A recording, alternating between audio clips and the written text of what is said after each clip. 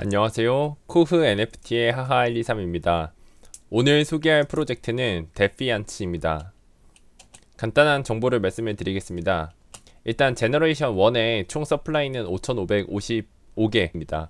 그리고 이 프로젝트는 추후에도 설명을 드리겠지만 제너레이션 2 만개를 또 런칭을 할 예정이고요. P2E 게임을 할 예정으로 보입니다. 일단 스닉픽을 보시면 다음과 같습니다. 제가 이 프로젝트에 가장 관심을 가졌던 큰 이유 중에 하나인데요. 일단 아트가 프로필 PFP에 이렇게 사용되기에 참 좋은 프로젝트라고 저는 생각이 들고, 이 정도 아트면 사람들이 꽤 관심을 많이 가지겠다라는 생각이 들었습니다.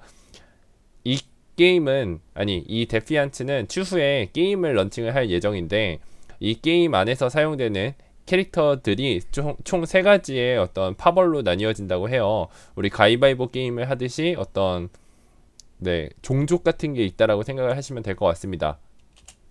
일단 현재 소셜 플랫폼 상태를 보면 98% 정도가 레짓이고, 그 다음에 디스코드에는 173명밖에 없고, 부스터는 17개가 달려있고, 첫 번째 공지는 2022년 4월 18일에 되어 있으며, 이 사람의 숫자를 보시면 알겠지만 그렇게 막 활발하지는 전혀 않습니다. 왜냐하면 스텔스 디스코드이기도 하고 사람 자체가 지금 많이 들어와 있진 않아요. 근데 저는 어쩌다가 여기 파운더로부터 초대를 받아서 이 프로젝트 안에 들어오게 됐는데요. 이 프로젝트에 대해 조금 알아보니까 흥미가 생겨서 이렇게 유튜브를 찍게 됐습니다. 트위터 팔로워는 지금 현재 5,300명 정도인데, 제가 아는 조금 NFT를 하는 사람들이 꽤 많이 팔로우를 하고 있음을 확인을 했습니다. 이 사람들이 처음 이 트위터 포스팅을 올린 거는 3월 6일인데요. 그러니까 벌써 한 달 반 정도가 지났죠. 디스코드도 3월 초쯤에 만들어진 것 같아요. 근데 여전히 뭐 공격적으로 마케팅을 하고 있지는 않은 상태고, 이걸 원하지도 않는다고 했습니다. 팀 정보를 보시면 일단 이 프로젝트는 2008년에 설립이 된 커먼 익스트랙트라는 어떤 모바일 게임을 만드는 회사로부터 시작을 한 것 같아요. 2008년이면 벌써 뭐 거의 15년이 되어가는 것 같은데요. 솔직하게 말씀드리면 뭐 유명한 회사는 아닌 것 같습니다. 이 모바일 업계에서 아주 성공한 회사인 것 같지도 않고요. 그럼에도 불구하고 15년 동안이나 어떤 회사를 지속을 한다는 건, 저도 사업을 조금 해봤지만 되게 어려운 일이라는 걸 저는 알고 있기 때문에, 그리고 이 회사가 좀 대단하다고 생각을 하고요. 조그만한 회사이지만 힘이 있지 않을까라는 생각도 들고, 모바일 게임을 꽤 많이 런칭을 한 경력 자체는 있더라고요. 그래서 그 부분이 일단 눈여겨봐야 될 것 같고, 뭐 링크드인을 찾아보면은 다음과 같이 이렇게 링크드인 주소도 나와 있어요. 근데 팔로워가 220명밖에 안 되는 상태인 걸 보면 그렇게 뭐 누구나 가고 싶어하는 회사라든가 그런 건 아닌 것 같아요. 그럼에도 불구하고 이 본업, 모바일 게임 본업 회사를 어떻게 운영을 하는지와는 또 별개로, 이 회사의 수뇌부들은, 파운더들은 좀 NFT라는 어떤 시장에 대해서 좀 일찍부터 관심을 가졌던 것 같아요. 그래서 여기 파운더들이나 코파운더들을 전부 다 보면은 뭐 갓지라라든가 베이시라든가 두들, 사이버콩즈 이런 것들을 많이 홀딩을 하고 있더라고요. 그리고 이 사람들의 트위터라든가 디스코드 활동 내역 같은 걸 보면 되게 예전부터 활동을 해왔음을 저는 확인을 할 수 있었습니다. 그래서 이 부분들을 보면 이 사람들은 예전부터 이 NFT에 관심이 많았고, 이걸로 한번 어떻게 보면 한탕 하자일 수도 있겠죠. 어쨌든 미래를 한번 준비해보자 라고 하는 것 같습니다. 그래서 사이버콩즈, 두들, 베이시 이런 거는 더 설명하지 않아도 여러분들께서 아실 거라고 생각을 하기 때문에 이 프로젝트들의 대단함 이런 거에 대해서는 설명을 하지 않고 넘어가도록 하겠습니다. 근데 모더레이터들은 보면은 그렇게 전부 다 트위터를 밝히고 있다든가 어떤 신상 정보를 밝히고 있다든가 그러지는 않고 있습니다. 그 다음에 이제 로드맵을 보시면 아까 계속 짧게 언급을 했지만 여기는 게임을 할 생각이에요. 그래서 처음에 5555개의 제네시스를 일단 민팅을 한 다음에, 나중에는 이걸 가지고 이제 여기 보시면 뉴로라는 어떤 토큰을 스테이킹을 할 수 있어요. 그래서 하나의 제네시스를 가지고 있으면 하루에 10개씩 이 뉴로 토큰을 얻을 수 있고요.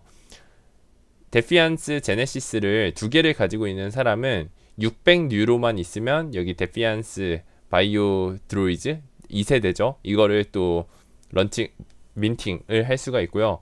혹은 뭐 만들어낼 수 있다고, 제너레이트를 할 수 있다라고 생각하시면 될 것 같아요. 두 개를 가지고 있으면 600유로를 가지고 있어야 요거를 만들어낼 수 있고요. 이 제네시스를 하나를 가지고 있는 사람은 1500개인가를 가지고 있어야 요거 하나를 만들 수 있다고 해요. 2세대를. 그러면 이제 1세대, 2세대를 가지고 팀을 만들어서 하는 게임을 만들 거라고 해요. 그래서 3마리의 이 NFT가 한 팀을 이루어서 PVP, 사람 대 사람끼리 싸우는 어떤 컨텐츠도 할 거고, PVE 해서 이제 보스전 같은 거, 레이드 같은 걸 뛰는 것도 구현할 예정이라고 합니다. 근데 이제 PVE는 한 10개가 있어야 진행을 할 수가 있다고 해요. 그렇다고 해서 이제 1세대, 2세대를 10개를 가지고 있어야 팀을 만들 수 있다는 게 아니고요. 여기 안에서 NFT가 아닌 어떠한 또 요소도 추가를 시킬 거라고 합니다. 그러니까 1세대는 NFT로 발행이 될 거고 2세대도 NFT로 발행이 될 건데, 이제 게임 안에서 사용되는 또 다른 어떠한 요소가 있다는 거죠. 게임 캐릭터라고 해야 될까요? 그거는 또 이제 NFT가 아니래요. 그러니까 이제 이 NFT인 1세대와 2세대와 방금 말한 세 번째 요소를 합쳐서 이 게임을 즐길 수 있게 한다고 했습니다. 왜냐하면 전부 다 NFT를 가지고 있어야만 한다면 P2E 게임을 할 건데 초기 자본이 있어야만 게임을 할 수 있다라고 하면은 이 게임 자체를 즐길 유저가 많지 않을 거 아니에요. 그러니까 이제 또 다른 요소, 1세대, 2세대 이외에 한 가지 NFT가 아닌 요소를 추가를 해서 누구나 즐길 수 있는 게임을 만들겠다고 합니다. 그래서 이제 이 뉴로 토큰을 모아서 뭐 장비를 사고 뭐 업그레이드를 시키고 레벨업을 시키고 한다고 하는 거죠. 근데 이 게임 자체는 2023년 2분기에 출시가 될 예정이라고 해요. 그 이전에 알파 테스트, 베타 테스트가 있을 거라고 하는데 2023년 2분기라고 하면 지금 1년도 더 남았죠. 그러니까 솔직히 말해서 이 NFT 씬에서 1년이 굉장히 긴 시간인데 이 시간을 어떻게 버틸 것이냐라는 생각을 전 들었지만, 이 파운더들이 이미 경력이 많은 사람들인데 그걸 고려하지 않았을 리가 없다라고 생각을 합니다.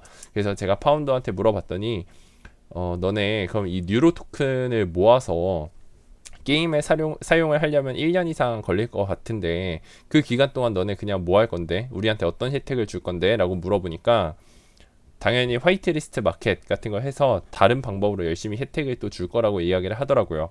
다른 프로젝트에서 이야기를 하면 그냥 콧방귀를 꼈을 것 같기도 한데, 여기 안에 현재 들어와 있는 멤버들의 어떤 보니까 제가 다 어디서 많이 봤던 사람들이 있더라고요. 그러니까 꽤 실력자들이 많이 모여 있어서, 그런 실력자들이 모여 있다라는 거는 어떻게 보면은 이미 그 자체로 하나의 밸류가 형성된 상태이지 않나라고 생각을 해요.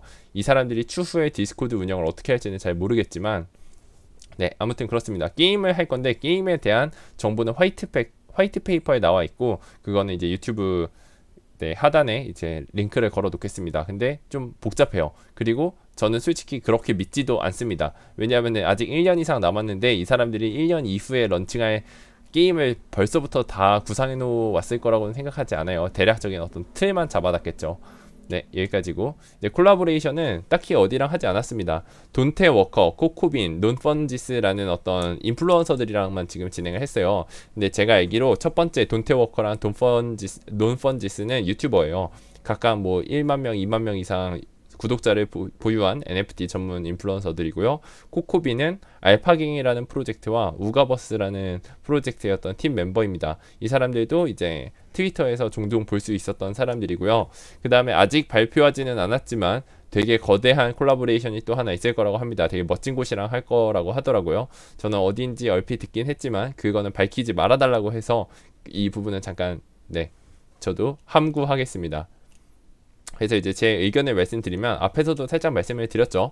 이 사람들이 밝힌 것들이 모든 것이 사실이라는 전제하에 말씀을 드려야 될 것 같아요. 왜냐면 저도 이제 유튜브를 요즘 많이 안 올렸고, 또 프로젝트 소개를 하기 어려운 이유 중에 하나가, 나는 굳게 믿고 있었는데 이 아티스트가 갑자기 어디서 그림을 베껴온 거라는 소식이 들리기도 하고, 그런 문제가 있다 보니까 이게 뭐 함부로 이 프로젝트가 좋다 아니다를 또 말하기가 어렵더라고요. 근데 뭐 그렇다라고 해서 뭐 똥이 무서워서 구더기 무서워서 장 못 담그냐라는 말처럼 그렇다고 해서 안 올리는 것도 좀 이상한 것 같고 해서 또 다시 차근차근 올려보려고 생각을 하고 있는데요. 어쨌든 모든 것이 사실이라는 전제하에 꽤 오래전부터 이미 실체가 있는 하나의 회사 회사가 진행하는 프로젝트라는 점에서는 신뢰를 할 만하지만요. 이 회사가 또 그렇게 유명하지 않은 거는 또 아쉬운 부분이고요. 그리고 이 회사의 정체는 우리가 알지만 파운더들이 실제로 어떤 사람이 있느냐, 어떤 사람인가에 대한 우린 정보가 없어서 그 부분은 좀 아쉬운 것 같아요.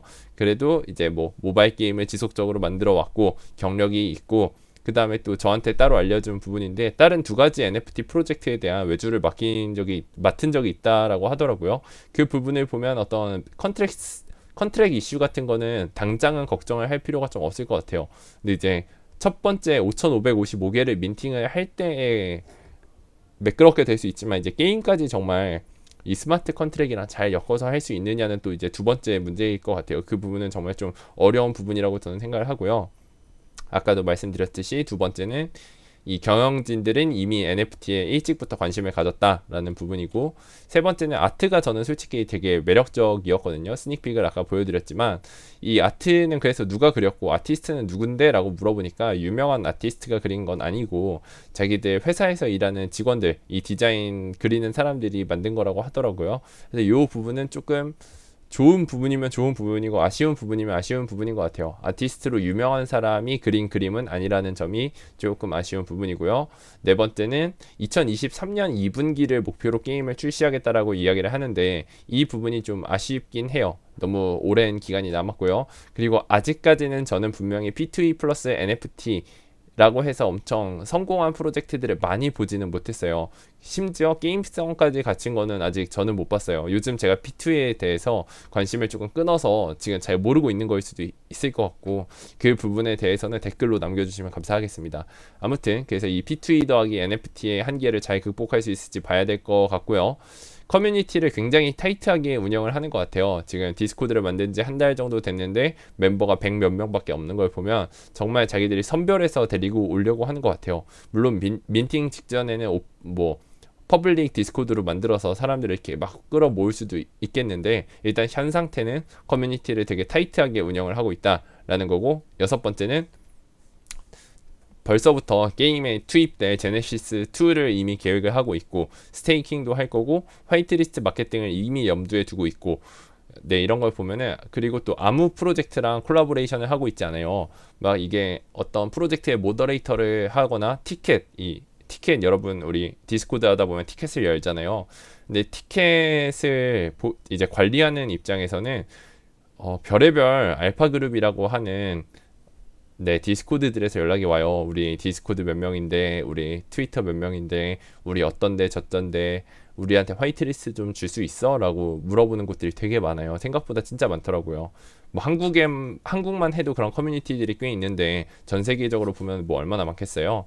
근데 그런 곳들에는 거의 주고 있지 않대요. 누구나 이제 좀 전 세계적으로 알만한 그룹이나 좀 멋진 곳들한테만 주고 있지, 뭐 바닷가가 0.05 미친 프로젝트한테는 뭐 화이트리스트를 줄 생각이 없고, 뭐 그렇다고 하더라고요. 그런 걸 보면 이미 이쪽 세계에 대한 이해를 좀 잘 하고 있지 않나라는 생각을 하고 있고, 이런 인맥을 갖춘 팀에서 화이트리스트 마켓을 만든다고 하면 뭐 갓지라나 뭐 그런 엄청 대단한 곳만큼은 아닐지언정 조금은 기대를 할 만하지 않을까라는 생각을 하고 있습니다.